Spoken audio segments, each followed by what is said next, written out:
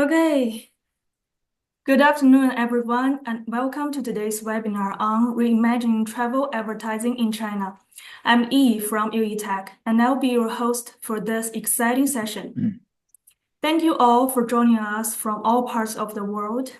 This webinar is designed to explore the insights, trends, and strategies in digital marketing and advertising from the perspective of Chinese traveling market, and featuring industrial experts from Dragon Trail International, iQIYI, and YOYI Tech. Before we begin, a few housekeeping notes. First, this session will be recorded, and the recording will be sent to you all afterward. And secondly, you can use your Q&A function at the bottom of your Zoom screen to submit some questions, and we will address them at the end of the session. Now, let's get started. Here's our agenda, and you can have a quick look at it. Our first speaker today is George Cao, the CEO and co-founder of Dragon Trail International. George is an expert in digital marketing for the Chinese travel industry, and he will be sharing insights on reaching Chinese travelers through digital innovation and social engagement. George, over to you. Thank you, Yi. Hello, everybody. It's great to meet you here on this call. Let me start with just a couple words on our background. We're a marketing agency, and we're focused 100% on China, mostly China outbound to international destinations. We offer services in consumer marketing, travel trade marketing, and research and strategy. As you know, we just came out of one of the busiest travel seasons in China, the Spring Festival, the Chinese New Year. Domestic travel has been, very healthy. The numbers for 2025 exceeded the levels of 2019 by a pretty big margin. Actually exceeded 2019 levels last year. So domestically, we're fully recovered and actually are above and beyond pre-pandemic levels, both in terms of trips taken as well as a tourism receipt. As far as outbound travel is concerned, we're not quite, we're actually quite far away from pre-pandemic levels. I'll talk about the overall recovery in 2014, but just this Chinese New Year period, we were only 60% of 2019 levels. So this is a pretty big gap in terms of recovery. The overall recovery is beyond 60%. We're at around, a little bit shy of 80%, but Chinese New Year is only 60%. What that's telling me is that people are traveling, at least for outbound, more and more in off-peak time periods, rather than in these very stereotypical, busy travel periods. So as I mentioned, for the whole year of 2024, the recovery is about 80%. Let's just use that number. I think it's slightly below 80%. One of the most obvious observations is that the travel recovery is extremely uneven. You see destinations who are having numbers way above pre-pandemic levels, 110, 120% of 2019 levels.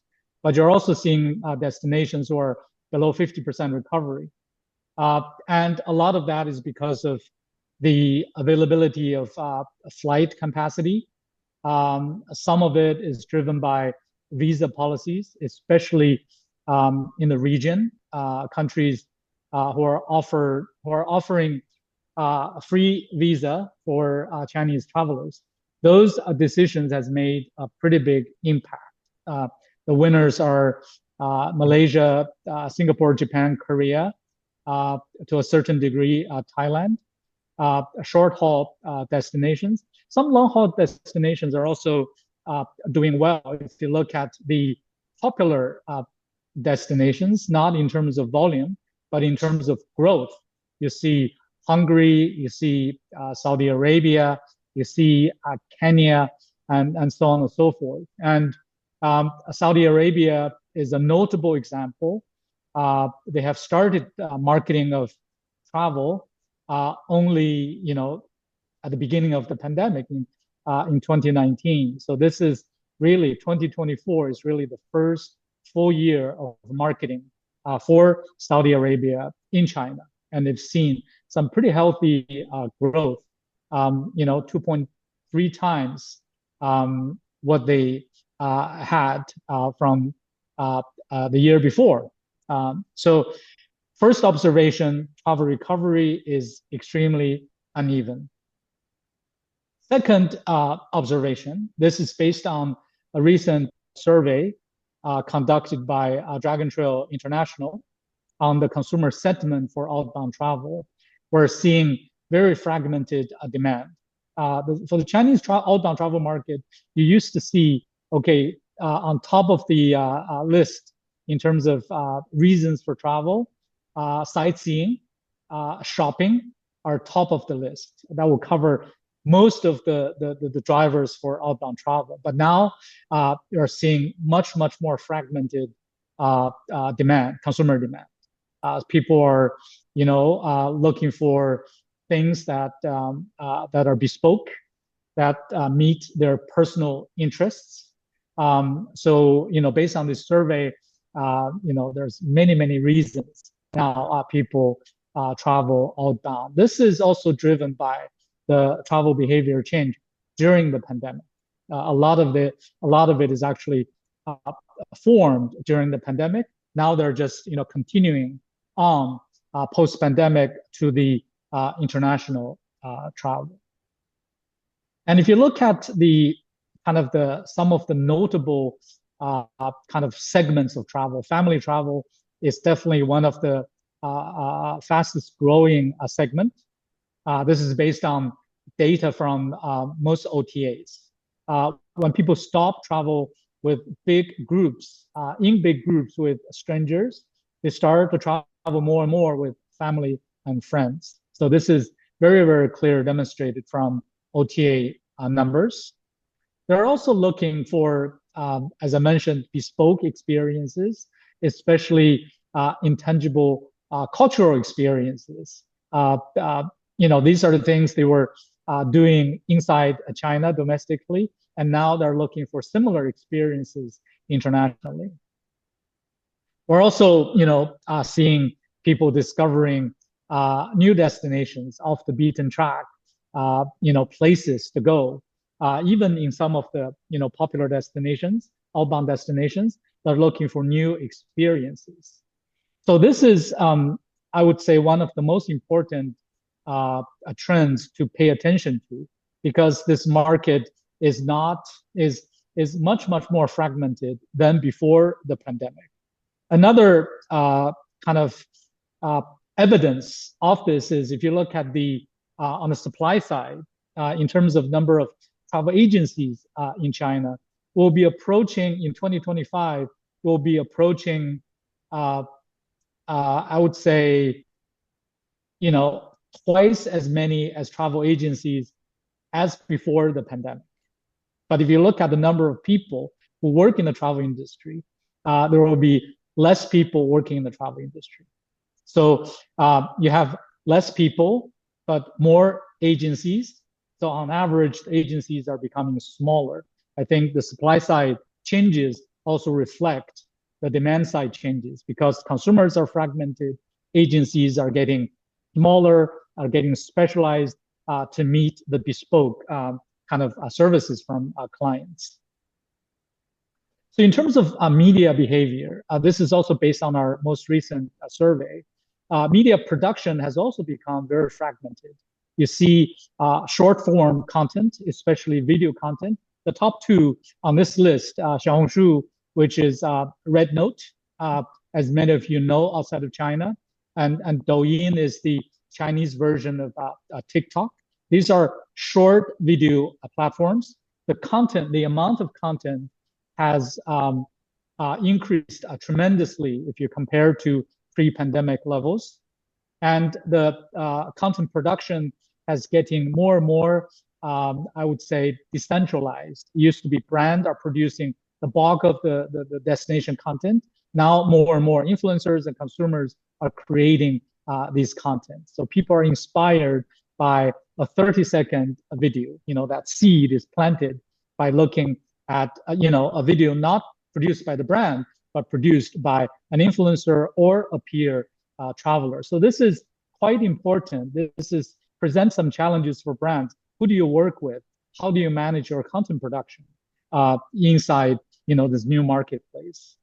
In terms of kind of the content they're looking for, they're looking for favorable policies and promotion offers. This is related to pandemic because this destination visa policies are still kind of evolving and changing. They're looking for destinations who are offering kind of the ease of visa restrictions or increase of visa processing capacities. So those news are all welcome. And also, obviously, travel tips and travel experiences shared by fellow travelers and influencers. The distribution channel stay relatively stable. You're looking at major OTAs grow relatively stronger to the other channels, social media channels, and a lot of the other channels are not growing as fast as OTAs. This is pretty clear based on our survey results. I'm showing you here a typical kind of travel journey. I would say a path to purchase for a young traveler from China. They will start with a rednote, WeChat, or Douyin, or iQIYI, or one of the content platforms to get inspiration. Then they go on to social media to look at very specific travel tips. Then they move on to a booking and experience and sharing. So this is very stereotypical for a young person. Obviously, an older, more mature traveler will have a different set of media sites they interact with. So you need to look at the consumer journey for each segment.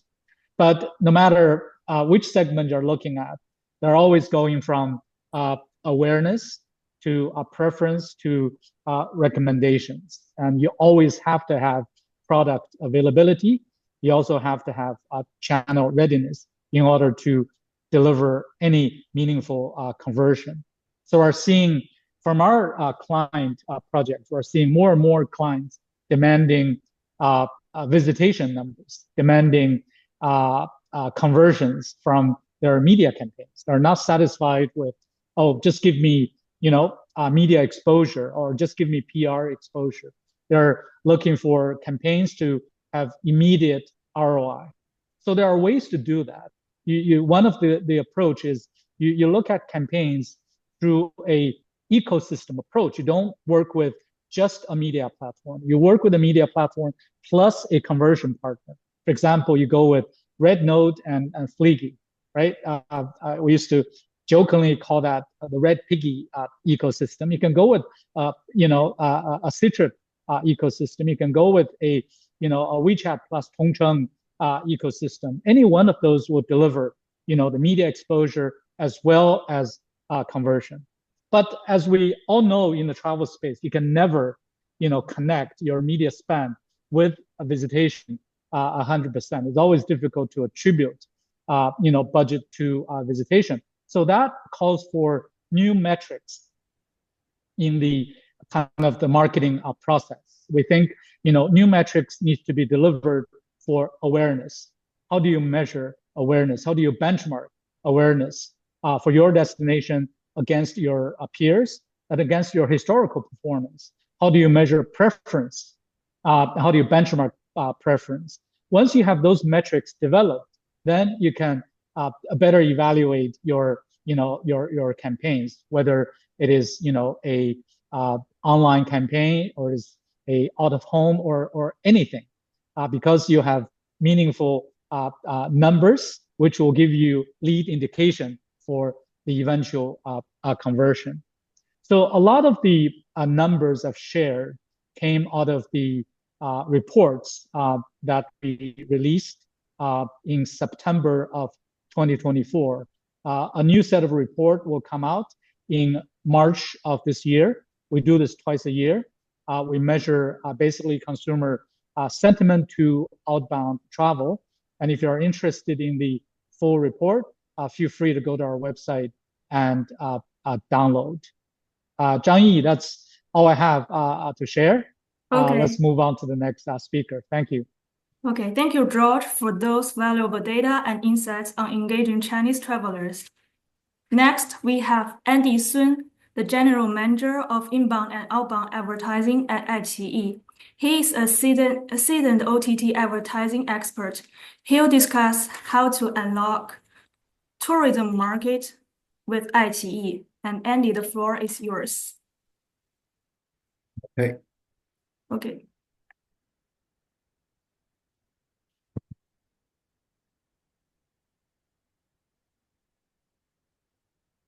Okay, hello everyone. I'm Andy. I'm from iQIYI. I'm in charge of inbound and outbound business. It's my honor to join this webinar and have a so that we can have a talk with you guys. As George has already gathered a lot of insights on Chinese tourism. So on my end, I will focus how to leverage iQIYI's resources to help overseas tourism boards reach their target audiences and engage with them. So let's start getting from who we are.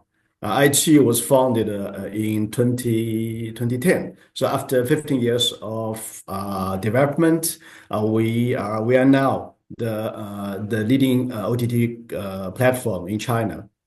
And we provide our immersive viewing experience to over hundreds of millions of users.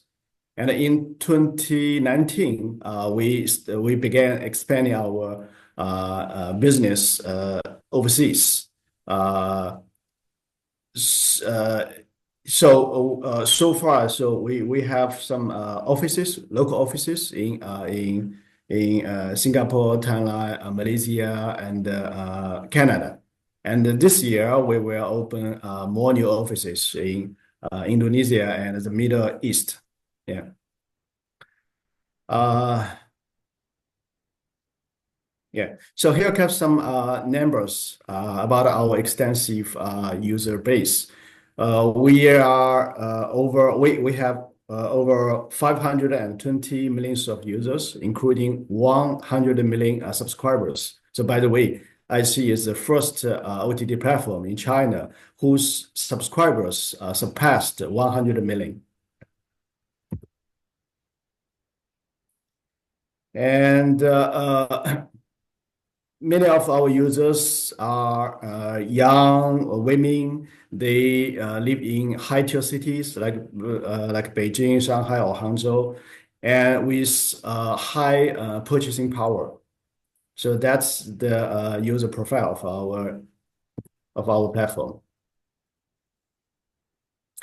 And according to our extensive user base, we developed our own DMP.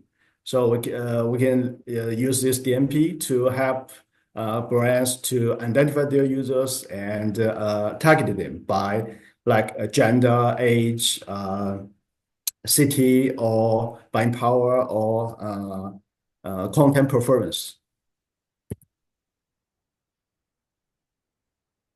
Yeah. So besides the DMP, we also have some precision products like this one. We call it Yishou Baiyin, powered by Baidu. By the way, Baidu is the largest search engine in China, and Baidu is also the biggest shareholder of iQIYI. So we developed this product together.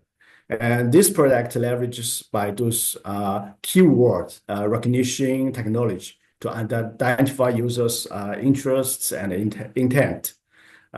For example, if a user looks for maybe Dubai weather or the tickets to Dubai, the system will automatically tag this user as part of the Middle East travel audiences. So when this user logs into iQIYI and to watch our content, so our advertising system will prioritize displaying relevant ads to this user. So this ensures that all these ads are not only timely, highly relevant to the users, but also timely and enhancing the overall user experience while maximizing the ad engagement and conversion rates. Yeah. And here comes some cases of ongoing cooperations with overall tourism boards. So this is Abu Dhabi. They target our audiences who have travel interests. And this is Spanish tourism agency who target our users who are living key cities. And this is Paradise City. It's a Korean resort hotel. They target our users who are not only travel interested, but also those users who have Korean content preference. Yeah. So besides this kind of audience targeting, we all know that premium contents also have huge influence on the decision-making process of a travel destination. So here comes two cases. The first one is my Alatai. It's a real case that a drama turns a city into a hotspot. Now let's take a look at the video clips.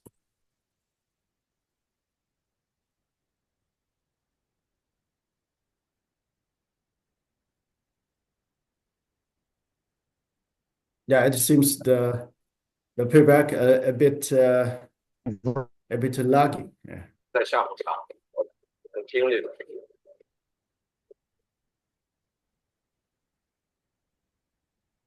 好烦啊！天大来了，你想我睡觉？你们是不是开始卖货的？啊，对啊，方圆百里就我们一家人，不光东西能卖掉，我还有钱没处使。妈，你看老子过的日子，过着跟流浪汉一样。你要是实在不想跟我过，那就回你的城里住去。又不是不知道，你是个大混蛋。小凤霞，你跑这么远是不是在逃避？妈，我要离了婚也不丢人的，男人没了再找一个嘛。Alphabeti. İyi adamda makinayı. Bırak bit，这你都听得懂？我孙子叫塞洪布拉克。我知道，彩虹布拉克嘛。只要你在这个地方待的足够久，知道他们的环境与他们的关系，看他们的表情都被猜出大概来。我看他就不会见的。你刚才跟他说了什么？他才听话了。秘密。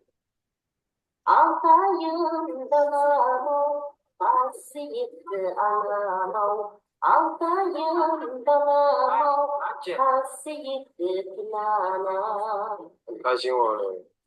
那你可以谈恋爱，我跟你妈为什么不能谈恋爱呢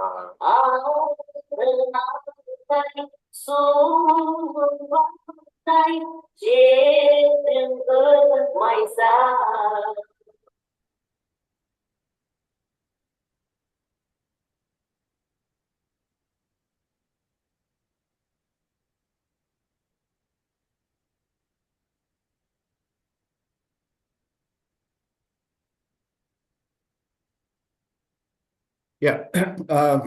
So, sorry.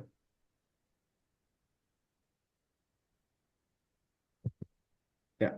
My Alatai is our original drama, and that aired in May last year.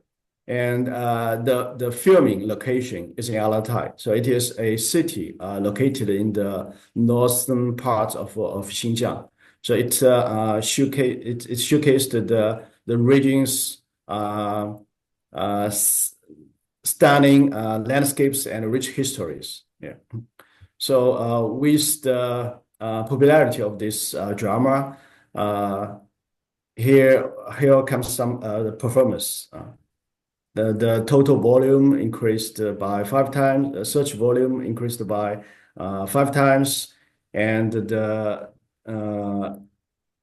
number of tourists reached to 31 million and increased by 75%, and the tourism revenue reached to 27 billion yuan, a year-on-year increase of 80%. So that's the performance of the drama, and that's the power of the drama. So that's why we call it a drama turns a city into a hotspot.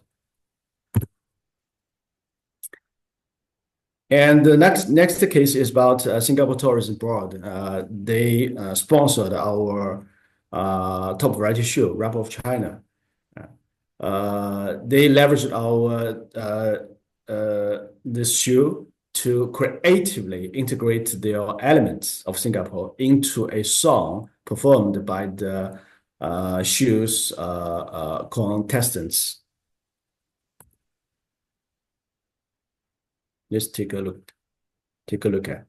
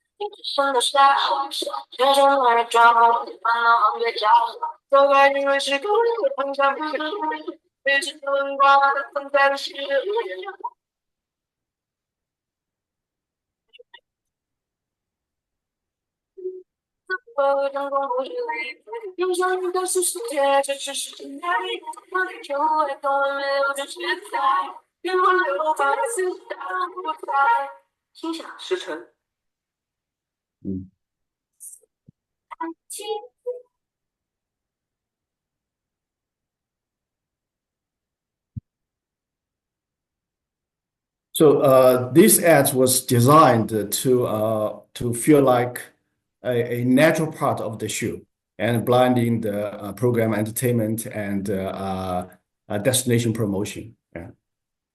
Yeah. So the last part, I'd like to share some opportunities with you guys. The first one is Palarix. Those boys were selected from our original talent show that aired in Korea last year. They just held their first fan meeting in Macau 2 weeks ago, and more events like concerts are planned to take place overseas in the coming years. So if you have any interests, you can contact with me. We are happy to arrange their activities in your city.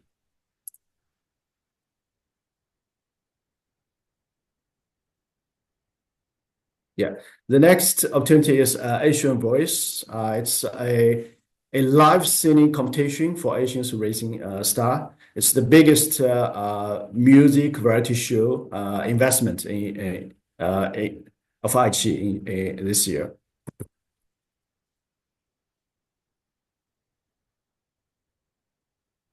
The cruise departs from Shanghai and will stops at multiple destinations like Japan, Vietnam, Singapore, Malaysia, and have the final competition in Macau.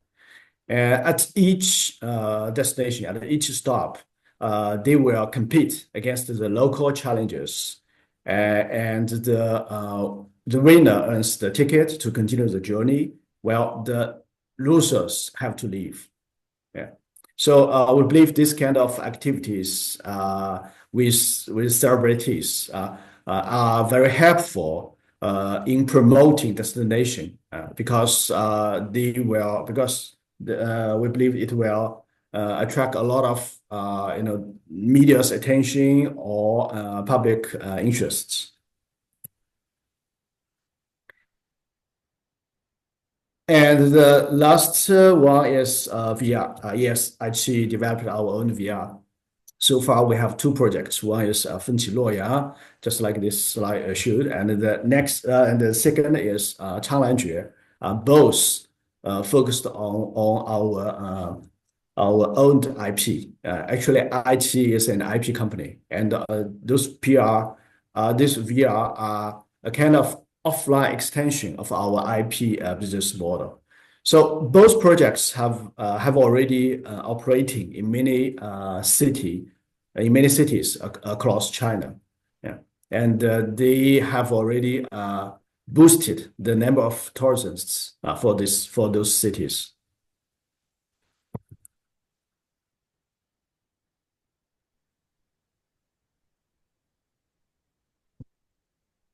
Yeah, okay. So that's all I want to share with you guys. And I leave my message here so that you can, if you have any interests or want to cooperate with iQIYI, happy to contact me. Okay. Thank you, Andy. That was a fascinating look at how content marketing, especially something like IPs, can shape travel decisions. And our final presentation before the panel discussion is by another Andy Huang from YOYI Tech. He is the Managing Director of International Business. And he will be speaking on harnessing data-driven advertising for precision travel campaigns in 2025. So please wait a minute. I need to. Yeah, hello everyone. Yeah. I give it to you. Okay, over to you. Yeah, thanks Andy, Sun, and George for just now the wonderful speech.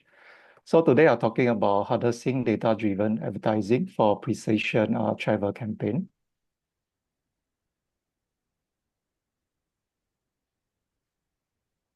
So just to give you a bit background of YOYI, we actually founded in 2007. We are a leading omni-channel intelligent marketing platform in China. So we have access to more than 80% of the China media inventory, and we offer a one-stop media buying solution. So by leveraging our AI and big data capability, we actually can connect with over 1.09 million mainland China consumer as well as the overseas outbound traveler. So under YOYI, we have three products. One is called One Desk, which is our advertising platform. The other two, Link Flow and Engage Ad, is our DMP as well as our marketing automation platform. I would like to share with you some data insight within our DMP database. So as you can see from this chart, there's about close to 120 million potential tourists in the mainland China where you actually can target. In terms of their educational level, mostly 46% they have a bachelor degree and above. And then in terms of the life stage, it's actually fairly split from married with kids to single to retirement. In terms of the age bracket, from 25 years old to 50 years old, this is the target audience. Gender split-wise, about 43% is female, 43% is male, 57% is female. And then most of them, they're actually using Android and followed by iOS.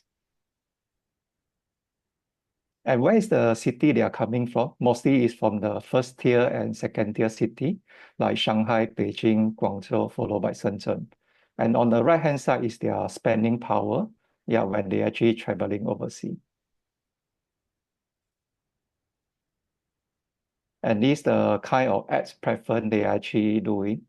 So from the chart, you can see almost 76.9% of them having the Taobao mobile app, followed by JD.com as well as Tongzhen Travel. So today I will be talking like how to use AI plus data driven to do like a precision kind of targeting. So this is a snapshot of our AI tool empowering digital marketing. So first thing, we have our AI fuel that do like automatic planning. From there, our AI power, which can create generated AI content or video that are appealing to the target audience. Lastly, we have our AI brains that will ensure like cost control, optimize the campaign, and make sure the campaign performs successfully without much manual work being done.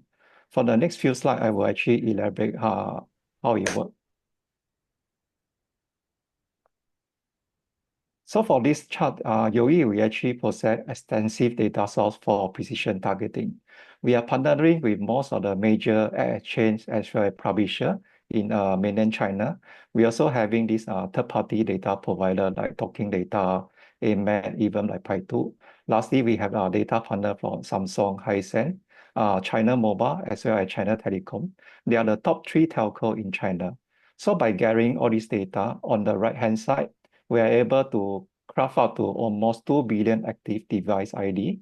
In terms of household, we are able to craft out to almost 240 million active household ID. So firstly, how we do the collection of data. I will just set an example. If let's say we want to target Chinese tourists who have the intention to travel to Malaysia. So firstly, we'll collect all the first-party data owned by airline, OTA, as well as the various publisher from their website, as well as their app tracking, as well as from their flight or hotel booking data, even on their loyalty program. So secondly, we'll collect the second-party data shared by travel, hospitality, as well as e-commerce partner. For example, the airline or OTA data, user looking at flight detail, or signing up for Malaysia-related travel offer. Even like retail or e-commerce data, we actually will observe their purchase history and what kind of product or what kind of product they are actually viewing or they intend to purchase. So lastly, we'll collect the third-party data, which is aggregated from external source like our programmatic ad data. So example, user engaging with like Malaysia image, content, travel ad, or clicking on banner for flight, hotel, or tour. And then we have this telco data doing like geo-targeting. Then we also leverage on the social as well as the search data. Yeah, this example, how we actually doing the tourist targeting before they fly. So as mentioned just now, we actually analyze the kind of image they are looking at. We actually analyze the kind of content they are actually searching for. So example, this person, they are looking at Singapore content, travel tip in Southeast Asia. On Xiaohongshu, the kind of keyword they are searching for as well. And Weibo, on WeChat, the kind of mini program they are already installed on their WeChat program, as well as the kind of official account they are following. Lastly, is like the Taobao. Maybe they are searching for Middle East data SIM card, as well as Hong Kong octopus card. Lastly is the Baidu keyword search. So all this data will be passed back to our DMP as well as our database, and then we can precise targeting this audience. So once we collected all these data, our DMP will categorize the user based on their likelihood to travel to Malaysia.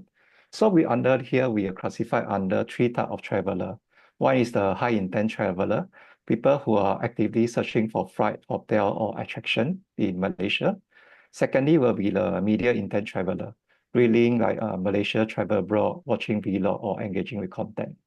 Lastly is a low intent traveler, generally interested in travel but have no direct engagement with Malaysia.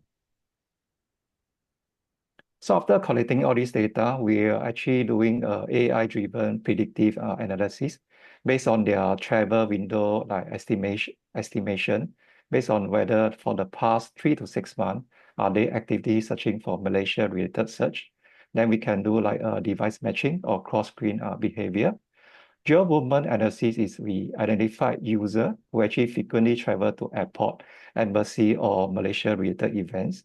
Then lastly, we look alike model, finding user with like similar behavior where they have the intention to fly to Malaysia. So if let's say a user meet like a 70% or higher probability threshold, they are classified as likely to travel to Malaysia. So the kind of targeting we can do, we can do like audience attribution, interest, their consumption preference, media, of course, the search data, which I mentioned just now, and then we can do like weather targeting as well. On the right-hand side is our own AI capability.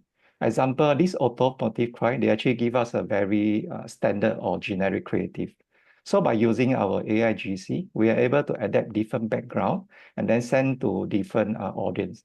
So in short, the result, the CTR will be increased accordingly. Yeah, this is an example how we actually come up with this tourist persona targeting.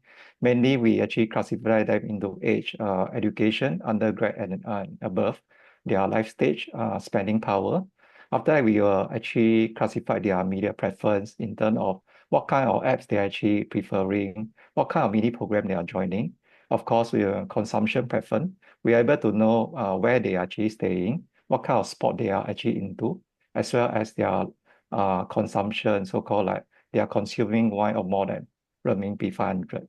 Lastly is their interest, whether they following news, whether they investing in stock and golf and other like fine dining. So after analyzing all this, how we actually are able to capture this audience? So we provide a full suite of rich media advertising format covering the full consumer touchpoint from connected TV, CTV, digital out-of-home, video, display, as well as the native. So the value of displays, as we know, like by the end of 2024 last year, the number of monthly independent devices in China mobile internet actually exceeded 1.4 million. So the kind of ad format like opening ads or feeds are the best format we can actually reach out to this audience. This is an example how the display ad will be looking like. So we can actually have these ads opening, or even we can have the ads feed on video as well as a picture or banner. And even like the online TV example, like we can actually leverage on iQIYI as well. Yeah. So what's the value of connected TV? Mainly, we can engage the entire family and influence the household decision making. And then we can leverage the targeting capability to engage the audience more effectively. So the kind of data point we can include is like city, income, video content, as well as the family size. This is an example how the connected TV. So once the user actually turn on the TV, we can actually insert an ads there. We also can do preload video, APK, power up, pause, as well as screensaver. So the value of digital out-of-home, as you know, like digital out-of-home, they offer a very well audience engagement, and they also have a very high visibility. On the right-hand side, you can see that digital out-of-home, the spending actually continue to grow.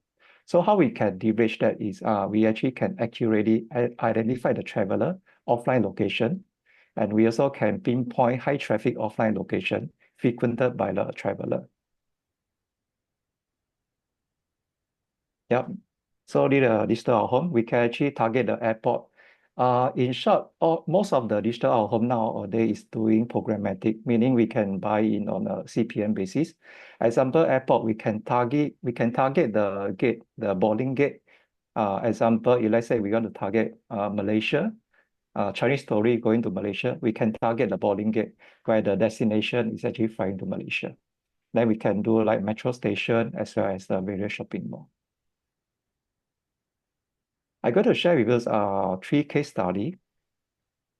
This is a case study we done with Tourism Australia. So they actually want to target a traveler with high income, the first tier city. And what they want is an impactful ad on the PC and mobile. That's why we suggest to them we can run like a page takeover or a splash ad. The campaign outcome is CTR, we overachieved by 45%, landing UV overachieved by 81%. I think what most important is the duration, because before running this campaign, the people staying on their website is about 3 minutes. But because we are driving quality traffic to them, the duration actually become to 12 minutes. Because the traffic we are driving to them is actually keen on finding more about Tourism Australia. This is another similar campaign for Tourism Queensland. Same thing, they are targeting the traveler with high income. But in this case, they got 2 types of creative. One is targeting the sea, people who want to like enjoying and people who want to go to the beach. The other creative is to like the forest, people who enjoying natural scenery as well as hiking. So by showing this different creative to different audience, we are able to achieve a higher than industrial benchmark of CTR, which is close to 2.65%. Landing rate is about 50%, and the interaction rate is about 11.7%. Lastly, this case study for Qatar Airline. This one is actually run last year during the Chinese New Year and the winter holiday. They actually want to target the affluent household in the first tier city, targeting same thing, the first tier city like Beijing, Shanghai, and Guangzhou. So for this campaign, they got two creative. One is actually promoting Qatar as a destination. The other one is to promoting their Michelin in the sky and enjoy exquisite food. And they are running across three media on connected TV, digital or home by the check-in device in the hotels. They're also running on OTV as well as a mobile display. And then from here, we are doing a landing H5 page for them, where the user can book directly on the creative itself. The end result is actually between a single screen and a cross screen, we can see the brand awareness as well as brand influence was increased over by 100%. So the campaign outcome is overall connected TV, we deliver about 4.5 million impressions, reaching to 2.4 million households. Digital home reaching an estimated 500K audience. Just from what you can see, single screen, we are able to achieve like 2.65. But let's say we are running a cross screen, right? We are able to achieve a higher CTR of close to 4.6%, which is very amazing. Yeah, that's all for my presentation. Thank you so much. Thank you, Andy, for those great insights and practices on leveraging AI and big data in travel advertising, especially the part of integrating data from e-commerce platform, social media, and search engines. So it's quite fascinating. And now, let's move on to our panel discussion on the future of travel advertising in China, convergence of content, tech, and platforms. I'd like to welcome back our three speakers. Thank you. Okay, to start, let's dive into cross-platform marketing strategies to target Chinese tourists. In today's digital landscape, travelers interact with multiple platforms before and after their buying journeys. So how do you see the integration of social media, video content, and AI-driven advertising contributing to a seamless experience for Chinese travelers? I believe Andy Huang have some insights on this. Yeah, I think the integration of like social media, like video content or even AI-driven advertising is actually transforming how the Chinese traveler is actually discovering. I think firstly, we talk about social media. Social media platform like Xiaohongshu, the rednote, or even WeChat, even Douyin, right? They actually serve as a discovery hub where influencer or user-generated content actually inspire the travel decision. So secondly, like short form travel vlog or live stream, even like Douyin or even iQIYI, they actually provide immersive kind of preview of the destination, making them more appealing. So I think thirdly is like how we are using AI. Because as mentioned just now, AI actually analyze the user preference, their past search behavior, as well as the interaction to deliver highly relevant travel ads and recommendation in real time. So ensuring traveler to see the most relevant deal based on their preference. But I think the point here is actually what most important here is the relevancy as well as the customized tailor treat for the traveler. So by combining like the AI, social media, as well as a video, I think brands can deliver a seamless, highly personal travel experience to drive like engagement, conversion, as well as the customer loyalty. Okay, thank you. So building on that, in what ways does AI help brands attract and engage Chinese travelers throughout their whole journey? So could you share an example to illustrate it? I think example is just imagine David, right? He's a very young professional in Beijing. So he's actually thinking about his next vacation. So one day he was actually scrolling through the Xiaohongshu or Redbook, and then he actually saw something on about Japan. So the AI actually recognized his interest. That's why he showed him targeted ad for like a Tokyo travel related package, or maybe like on the WeChat moment. So David actually click on the app, then he actually checked with an AI-powered WeChat chatbot. Then this chatbot was actually suggesting the flight, hotels, or even local experience based on his budget. So from there, using AI, they actually can dynamically adjust the pricing and recommend David a limited time discount, actually suggesting him to actually book ASAP. So when David was actually in Tokyo, right, maybe it's like WeChat mini program will give him like a real-time update, which restaurant to go, which place or destination to go. And then because David do not know Japanese language, right? So the AI-powered translation tool will actually help him to navigate as well as communicate easily. So at the end of the day, after his trip, yeah, our using AI will actually automatically create a highlight video from his photo. Then he can share on the Xiaohongshu and then promoting the travel brand organically. So at the end of the day, the AI will actually retarget him with maybe like a career or a buddy vacation, keeping him engaged for his next trip. So in perspective, right, AI actually personalize every step of David's journey from like discovery to booking, on-trip assistant, or even like post-trip engagement, making the travel seamless as well as more enjoyable. Okay, so I think it's more about relevancy, convenience, and sharing. And speaking of content and engagement, as China's leading OTT platform, how does iQIYI contribute to cross-platform travel campaigns, and what role does video content play in shaping travel decisions? I think Andy soon have some output. Yeah. Well, as the leading OTT platform, iQIYI plays a significant role in cross-platforms travel campaigns by leveraging our extensive user base and innovative content strategies. Just like what I mentioned, premium contents have huge influence on the decision-making process of travel destination. And iQIYI we produce contents. So from this perspective, I think that is the biggest contribution to the travel campaigns. But what's more, when the content airs on iQIYI, it will generate a lot of discussions or buzz on other medias like social medias, and these kind of discussions in turn will further help our content reach a wider audiences.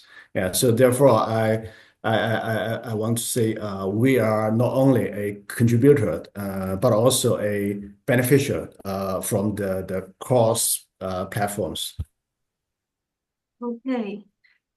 Thank you, Andy. So it's more about innovative content and reach them to the customers or the users. So now let's shift our gears to another critical topic, emerging trends in Chinese traveler behaviors in 2025. So with evolving preferences, technological advancement, and shifting travel expectations, what major trends do you anticipate in Chinese travelers' decision-making journey, and how should marketers and advertisers adapt their strategies to stay ahead? So I think our industrial expert, George, must have something to say. Sure. George. I've already mentioned the fragmentation of consumer demand. Yeah. I've also talked about the decentralization of content production. I think this presents a challenge for bigger destinations because the cost of reaching the same number of consumers will likely be higher.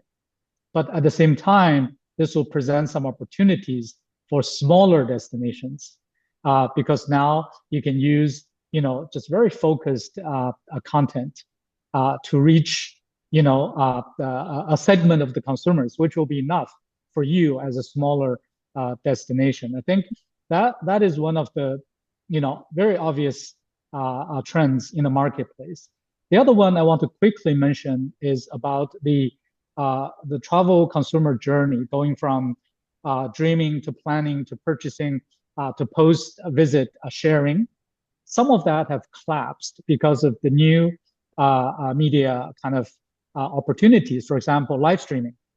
You sometimes become aware of a destination or product during a live streaming session, and your purchase happens right at that moment. So that whole awareness, research, and planning and purchasing collapsed into one, right? That happens all at the same time. But sometimes there's some redemption issues with the conversion, but what you get out of that is true consumer intent.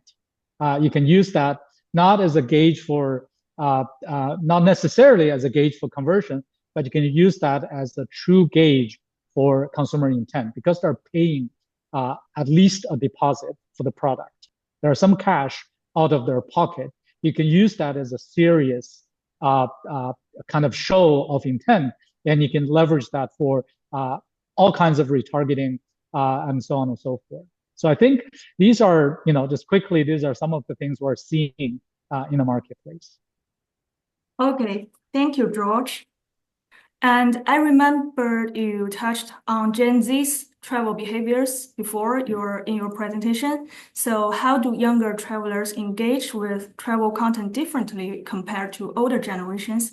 And what implications does this have to advertisers and marketers? I think globally, the consumption of short video content and or user-generated content has increased tremendously. That in China has, just been exaggerated to a very, very high level, especially for Gen Z consumers. Their travel inspiration come from, moments of a video that they see. And a lot of the hot destinations that Andy Sun mentioned came out of those moments. When you add moments after moments about the same thing, all of a sudden become a very, very hot destination, especially for young people. This was demonstrated over and over again domestically in China. So some of you probably have heard of a winter destination called Harbin. Yeah. It was really, really pushed very, very hard by social media, especially by consumer-generated content. There's another example called Zibo. These will be examples you can study afterwards. There are very, very interesting case studies to look at how you can leverage social media and user-generated content to push your destination. Especially if you're a small and niche destination. Okay, thank you, George. So this has been a fantastic discussion with great insights. A huge thank you to our panelists for sharing your expertise. So now, we now have time for a Q&A session. Thank you to everyone who has submitted questions. So let's start it with a question for George again. So one of our audience said, many small travel businesses may not have large budget to do digital marketing. So how can they effectively leverage platforms like WeChat and rednote, aka Xiaohongshu, to reach Chinese travelers? I think you have mentioned this question. Yeah, this question comes from Debs. I think I've already covered this. Yeah. I think this media landscape changes actually is good news for smaller businesses because you can focus on working with a small number of influencers. You can focus on creating your own content if you have the in-house capabilities, and you can reach a segment of the consumers much more easily than before.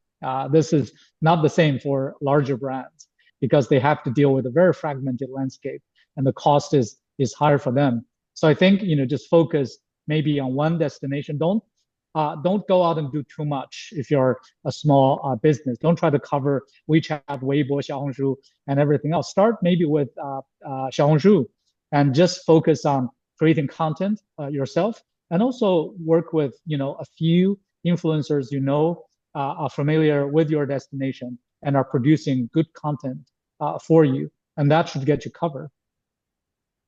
Okay, thank you, George. And the next one is for Andy Sun. So they ask, short form video platforms like Douyin, aka TikTok, have seen explosive growth in recent years. So how does iQIYI differentiate its travel content in this highly competitive space? At the long form video platform, iQIYI provides an immersive and full content experience. Short video platforms have great advantages on their coverage and engagement. So from this perspective, we are not the competitor. We are the partner. And many of our now we have more and more cooperations with those short video platforms. For example, we have our own official accounts on those platforms, and they leverage their platform to promote our contents. Yeah.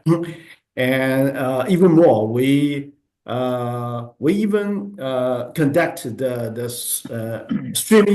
live streaming sales directly on those platforms, and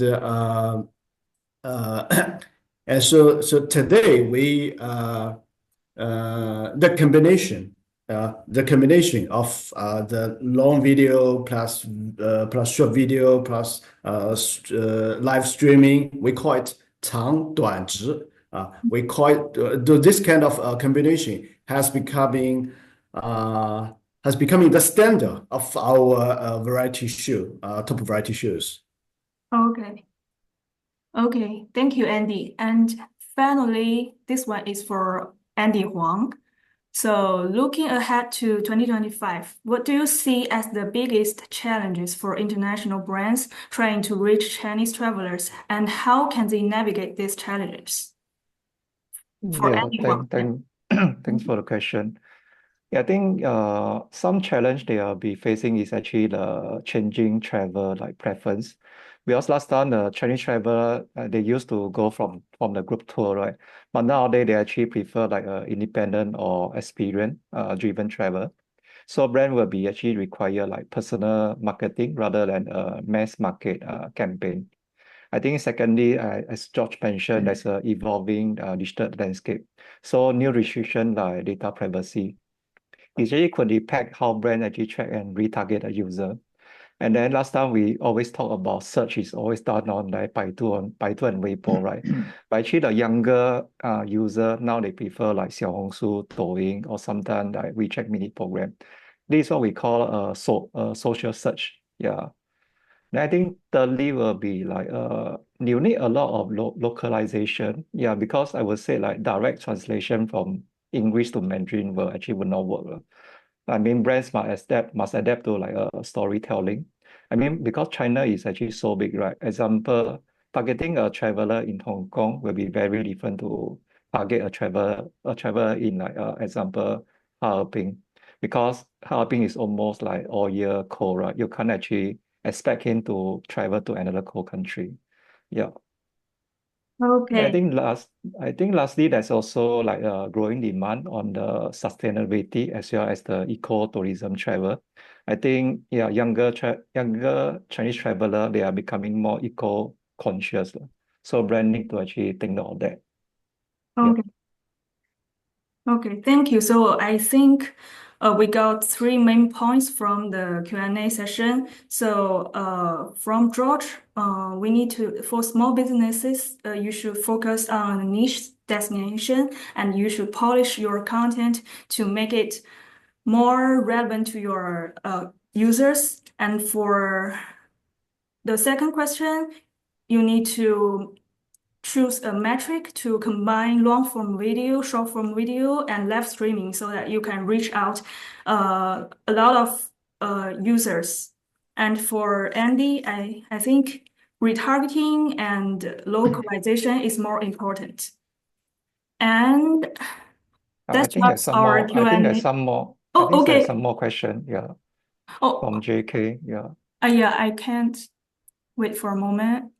I think JK was asking, is it possible to advertise on iQIYI via YOYI or iQIYI? Okay. Yes, Okay. it's actually possible. Yes. I think there is something wrong with my, okay, I see it. Yeah. Yeah, I mean, JK, to answer your question, yes. I Correct. mean, we can, through YOYI, we can buy iQIYI inventory. Okay. And also, oh, someone said can I get the slides of the presenters? Yes, sure, we can. We'll send you by email later. And also, oh, yeah. Oh, yeah, this one. I think iQIYI is specialized for TV series or other long-form videos with the rest of short form. I think this is the same question. That's covered. Yeah, it is Yeah, covered already. already Yeah. covered. Yep. And you share the deck, we'll share. And Yeah. yeah, I think, That's yeah, it. all the questions are covered. So Yep. that wraps up our Q&A session and bring us to the end of our webinar. Thank you to our panelists for sharing your insights and to our audience for joining us. A recording of the session will be shared with you soon, and also the deck we will share you. And if you have any further questions, please feel free to reach out. Thank you again and have a great one. Bye-bye. Thank you, everyone. Thank you. Bye-bye. Bye-bye. Bye.